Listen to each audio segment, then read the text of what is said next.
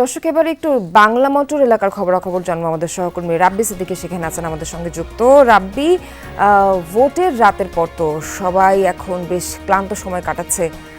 কি দেখছেন রাজধানীর সার্বিক পরিস্থিতি, কি হচ্ছে সেখানে জানাবেন সবশেষ।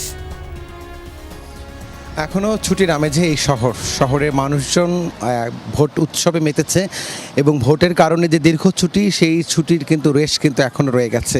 যদিও আজকে সাপ্তাহিক ছুটি, তারপরও আসলে ভোট উৎসবের পর দিন কিন্তু নগরের চিত্র কিন্তু এমনই থাকে। জুস রাখতে আমার পছন্দ স্টাইলিশ ও ফুড গ্রেড আরএফএল চক। জুস রাখার জোশ চক।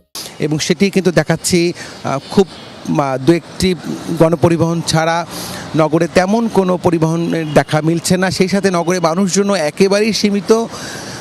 এখন কিন্তু আপনি জানেন যে প্রায় 10টারও বেশি বাজে, কিন্তু আসলে এখনও এই শহরের ঘুম ভাঙেনি। আর আরেকটি বিষয় বলি যে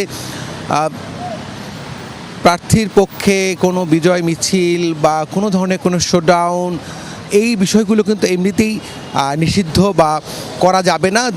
এরই মধ্যে বিএনপি থেকেও বলেছে যে তারা কোনো বিজয় উৎসব, বিজয় মিছিল এগুলো এখন করবে না। তো সেক্ষেত্রে আসলে এই শহরে আসলে আজকে নির্বাচনের যে আমেজ, সেই আমেজটি নেই, ছুটির আমেজটি আছে। যে একেবারেই শহর ফাঁকা, গণপরিবহন খুব কম এবং সেই সাথে মানুষজনের চলাফেরাও কম।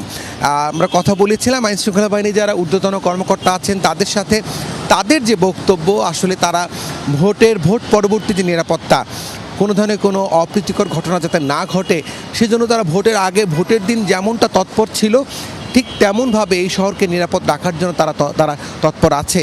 স্ট্রাইকিং ফোর্স আছে, রিজার্ভ ফোর্স আছে, সেই সাথে টহল আছে, চেকপোস্ট আছে। এইগুলো আসলে ভোট পরবর্তী সময় যা যা থাকা দরকার নিরাপত্তা নিশ্চিত করার জন্য, সবগুলোও কিন্তু আছে এই শহরে।